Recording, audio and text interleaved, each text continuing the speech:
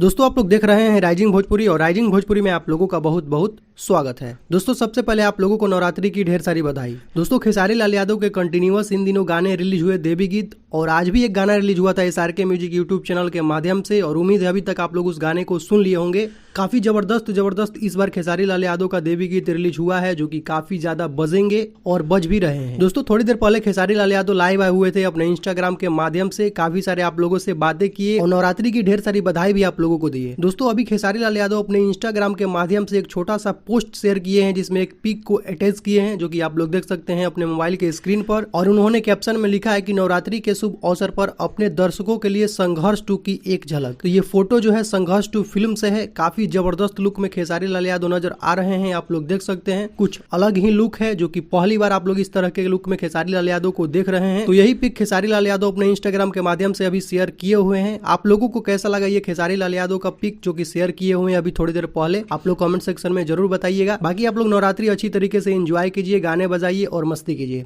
तो दोस्तों अभी का कुछ यही अपडेट है, तो इस वीडियो में सिर्फ इतना ही। वीडियो अगर आप लोगों को पसंद आया हो तो वीडियो को लाइक करें, चैनल पर नए हैं तो चैनल को सब्सक्राइब करके बेल आइकन को प्रेस करके नोटिफिकेशन को ऑल कर लें। तो दोस्तों मिलते हैं एक नए वीडियो में। Thank you so much.